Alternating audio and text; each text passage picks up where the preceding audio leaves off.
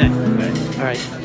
Wait, but it's Bob or Jack? Bob. Bob. Okay, so he's next. He's over next. No, Bob's in the blue hat, right? Bob's here in blue hat and a red shirt. Yep.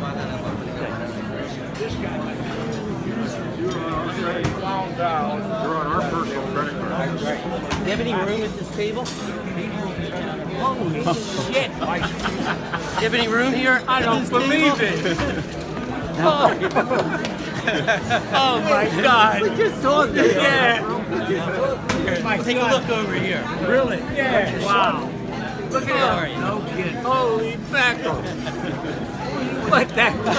I thought it was John McEnroe. Hey, how you doing? We'll take it care of Alright, go ahead. youngsters. Hey, let's see first. Go.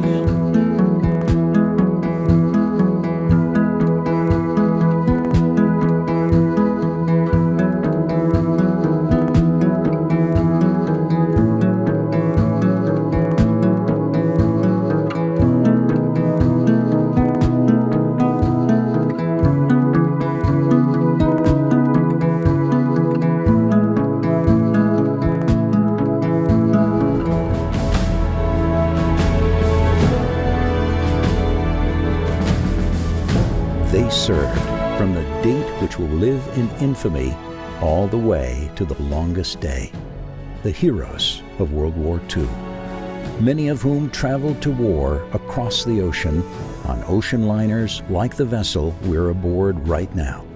From the Pacific to Europe, they fought far from home.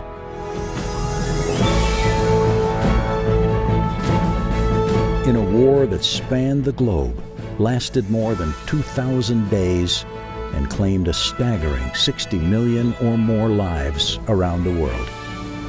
They helped liberate concentration camps, bring peace to devastated countries, and offer hope to a world where hope seemed impossible. And on the eve of the 75th anniversary of D-Day, when some of these very men helped turn the tide of world history, we salute each and every one of them. On behalf of Cunard and the Greatest Generations Foundation, please welcome brothers Robert and Jack Goldstein.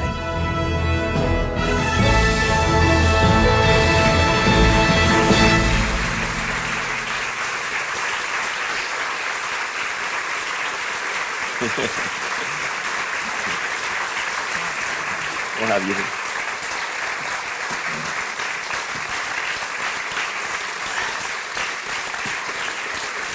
Welcome, gentlemen. Thank you.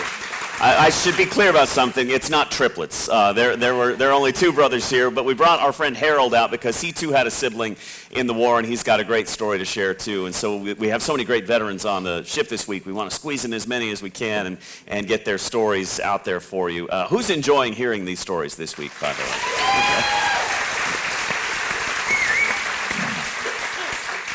We should mention that you've been following along in your daily program about who's going to speak, and there have been some changes there. We called an audible yesterday with the Memorial Day service. So just, bear with us every day. I promise, come every day and you'll get a treat. Tomorrow we're going to hear from a couple of POWs, including a Canadian who was held prisoner of war, and so we hope you'll join us for that. And I know there's a lot of talk about, this was such an allied effort. We'd love to hear stories of people that were not just Americans, but others who helped in this effort. And so we're going to share one of those stories tomorrow too. And I would encourage those of you from Britain and other countries that were part of the Allied forces, you should start a foundation like the Greatest Generations Foundation and get your hometown heroes up on the stage too, because I'm sure Cunard and the passengers, and I know we would love to hear those stories too. So let's spread this around the globe and get these stories told. We'd love to hear that. So. All right, so today we are talking about brothers at war, siblings, and it was a big issue back then. Of course, yesterday I think the general mentioned the Sullivan brothers. It's a very famous story. All five brothers, they enlisted in the Navy together with the stipulation that they served together. That's what they went and enlisted with. They said, we'll go, but we want to go together.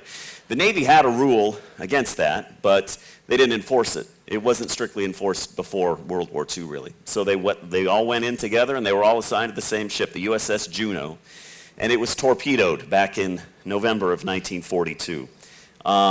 And you can imagine, as the general said yesterday, what it must have been like for their parents to get that word. In fact, we know the story. A few weeks later, January 12th, their father, Tom, was getting ready for work, and 3 men in uniform showed up, and one of them said, "I have some news about your boys." And the dad said, "Which one?" And the guy said, "All of them." And all 5 of their children had died because of this one ship torpedoing. And as a direct result of this and some other similar things, they did change the sole survivor policy to where it would protect against this sort of thing from happening. We also know about the Nyland brothers. They were the loose inspiration for the movie Saving Private Ryan. So that was a theme in that movie too, the idea of siblings being in peril. And I know it was an issue for you boys too. So we want to talk about that. So tell me about that, the Goldstein brothers. You both went to war, Yes. different areas. Yes. You were in the Navy, you were in the Army Air Corps. Yep. Tell me about that, and when you joined, what the reaction was from your parents. Well, when I first tried to join at 16 years old. And they wouldn't take me, and my father wouldn't sign for me. Yeah, I gotcha. And until I reached 17 years old, I went in by myself. I didn't need a signature at that time. And I went right into the Navy. And I quit school to do that. And all my friends were Navy people, so that's the reason I chose the Navy. Yeah. And I've never regretted it. We were sent out to Sampson, New York for boot training right away. And 4 weeks later, they shipped me to New London, Connecticut, where I picked up my ship, the A.J. Luke. It was a destroyer escort. And I stayed aboard that Luke for 3 years. Yeah. So I think it says so much about where the country was, where the world was, that a 16-year-old wanted to go join the Yes. effort. Why, as a teenager, did you want to be part of this?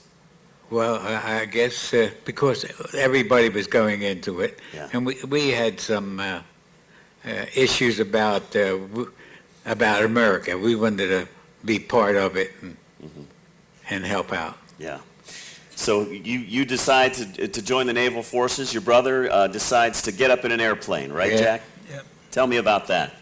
Well, I left school in 1942 and came down to Washington to work at the Washington Navy Yard as an apprentice pattern maker. I guess I was 18.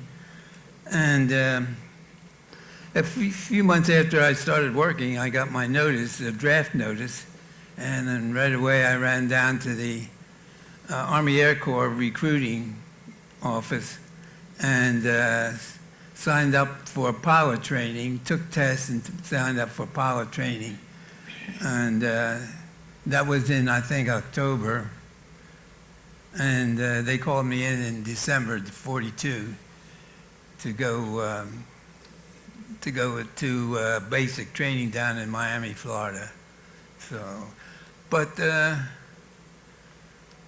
as far as our brothers are concerned, I mean, he met me over in England. Yeah. Tell me that story, because that nearly did not end well, didn't it? And then, It ended pretty well. For you, it did. For it For did you, me, did. yeah. So the story goes that they met up, got some leave, and were able to sort yeah, of. he was walking down the street to the entrance to the base, and he had about 10 kids following him. Oh yeah. Yeah, they were all, probably they hadn't seen an American sailor. They never saw America. And they were all asking, any gum chum, any gum chum? And So you spend a few days together, and then, Bob, you're supposed to head back to your assignment. Tell me about that. Yeah, well, I got a liberty of a week. I asked the captain because I told him that my brother was getting married over there. He wasn't getting married? No. no, And they allowed me to go for a week over there. And we hooked up pretty good. We had no problem at all. Jack took me on my first airplane ride on the B-17 bomber. Yeah. We flew up. In fact, the captain also let me sit in the co-pilot seat. Oh, very nice. I don't know where we flew. I think it was a training it, but I enjoyed it immensely, Yeah. getting up in that bomber.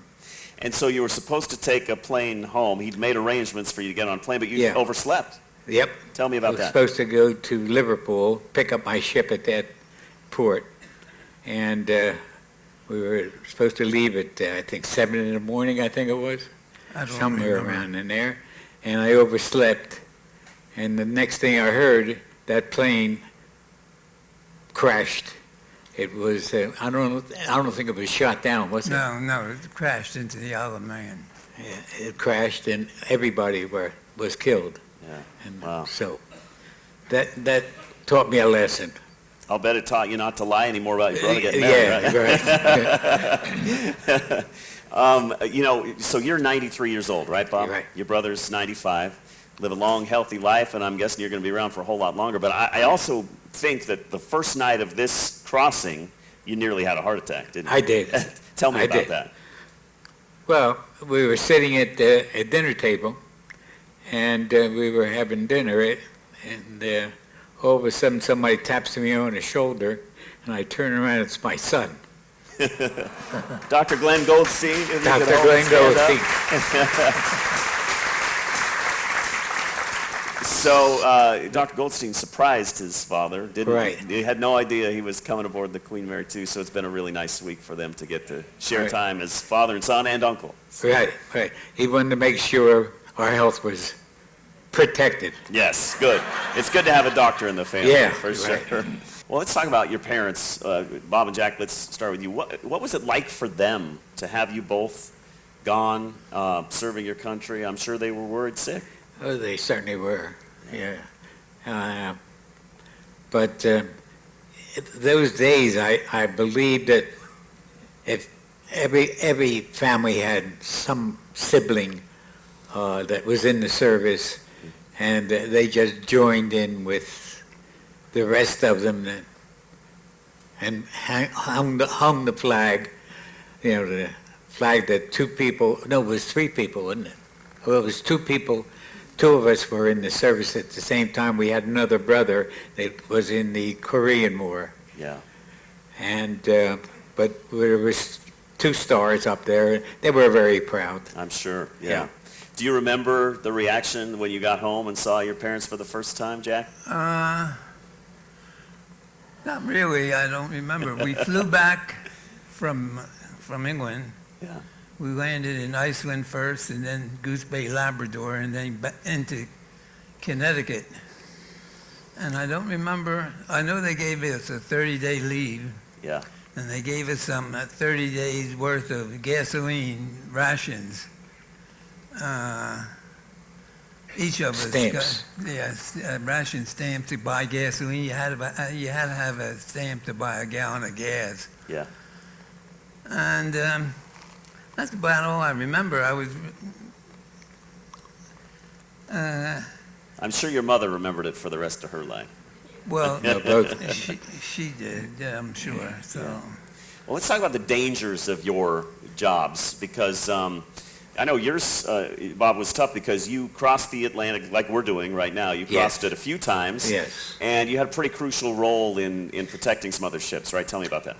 Well, we were the Surrey escort, and our job actually, we were a group of 4, and our job was to escort them from New England, actually, to Liverpool and Londonderry, Ireland. And we took troop ships over. We also took cargo ships over. We had one conflict with, I think, one of the ships were torpedoed. Yeah. We had depth charges there for the U-boats, and that was our job actually, to throw these depth charges out. At that time we had sonar, which would be a blip under the water to find a submarine. And we blew up a lot of fish. Yeah. And we never did bring up a sub. No. No. But you did have Nazi U-boats surrender. Surrender to us, yes, at the end of the war. What was that like? They would radio in to us and tell us their position, we would shoot out there and board the U-boats. I boarded one of them, and we did not take over the ship itself. We let the sailors take over, and they just followed us right into port. Yeah. We were talking about this a bit backstage, but I'm just curious, as a Jewish man, what was it like to be in the company of these men that Didn't bother. didn't bother you? No, not at all. Yeah. No, and they were very happy to Giving give up. Yeah, they were. They were glad it was over. Yeah, the boats themselves, the U-boats were filthy Yeah. and stuffy. It was terrible living in them. Yeah. So they were real happy to be a prisoner of war. Yeah.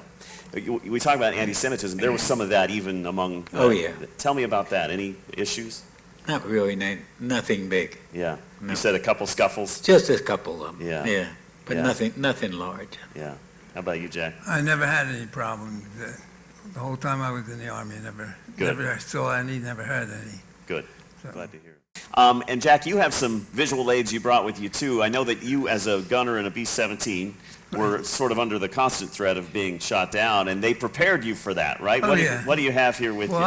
I was a waist gunner in the 8th Air Force and flew 25 missions over Germany. Well, one mission we went to Czechoslovakia, but the other was all in Germany. Yeah. The B-17 was the largest bomber and the 24 was the largest bomber the Americans had at that time of the war. But a little later on, the B-29 came out, which was the one that dropped the atomic bomb, and they were much more kinder to the crew in a B-29 than a B-17. We were not pressurized, and that when we hit 10,000 feet, we had to go onto oxygen masks and wear them the whole time. If you didn't have it, in about a minute and a half, you would pass out, and in about 5 minutes or 10 minutes, you would be passed away. Oh, man. And also, the B-17, unlike the B-29, was not heated, and we had to wear heated suits. And occasionally a glove or a boot would malfunction, and you had to keep moving it around because for every 1,000 feet you went up, the temperature dropped 2 degrees, and we were flying at 28 to 33,000 feet, and Oh, it was wow. always Wow. 30 to 40 degrees below zero. Oh, wow. We would take off in the morning, and usually it was overcast in England during the mornings, and we used to fly in a circle above the airport that we took off from. And until we hit the blue skies, blue sunny skies, and we saw dozens of B-17s circling around. The lead airplane used to shoot off flares, different color flares, when we got up there, and we all congregated toward him and formed a formation to go over to Germany, climbing all the time to the altitude we were flying at. And as soon as we hit German territory, the flags started coming up, and we went to a certain point in Germany, which was called the IP, and which was about 50 miles from the target we were to hit. And it used to take us about 15 minutes to travel that 50 miles, and at that time the bombardier would take over flying the airplane through the Norden bomb site. If you were hit with flak, the Germans used to shoot up the shells into our altitude, and they would burst and have shrapnel come all around you, hoping that they were hoping that they would hit an engine or a vital part of the airplane to shoot you down. If you were shot down and had to bail out, they gave us these maps, which was called an escape map, and it's made out of silk. And from what I understand, that it was made out of silk was because it didn't make any noise when we opened it up. Ah. And from that, we were supposed to orientate ourselves and try and get out personally. Also, we used to fly occasionally near the Russian territory. And we had this around our neck. It's an American flag, and on the other side it says, "Ya Americanos," which means I'm an American, and to pass my information on to the American embassy in Moscow. And that's about all I have. Yeah, so that was just precaution in case Yeah. you got shot down. Right. They would know who you were. Right. Mhm. That had to be a little scary, just knowing that that was in your possession in case that was a possibility, right? Because it was always a It possibility. was always a possibility, yeah. If we were hit by flak, and we were quite a few times, the flak you would hear bang, bang, and the flak would go right through the airplane from one side to the other side. And that's about all I can tell you. When we hit the target, we dropped the bombs, hit the target, and came back to the base. They gave us all a big shot of GI whiskey Yeah. to warm us up and make us talk a little bit more when we got to the interrogator, who asked us if the bombs dropped on the target. We were mostly bombing marshalling yards or railroad yards or fuel dumps, and occasionally a factory that was in operation yet. So. Gotcha. We should have brought some of that GI whiskey on board this crossing. Get you guys to talk. What was the war like for you at the end? Do you remember where you were when you heard it was over, Bob? And then Oh, sure. Tell me about that, and then what was life like for you just briefly after that, and we'll get to some questions. All right. First of all, I'm no hero.